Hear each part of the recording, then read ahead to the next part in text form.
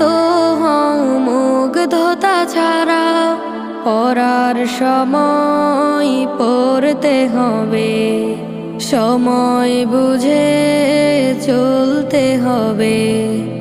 গুরুজনকে মেনে ওঠো স্বপ্নের চূড়ায়, ফুল ফুটেছে ওই কাননে দেখবি তোরা আয়।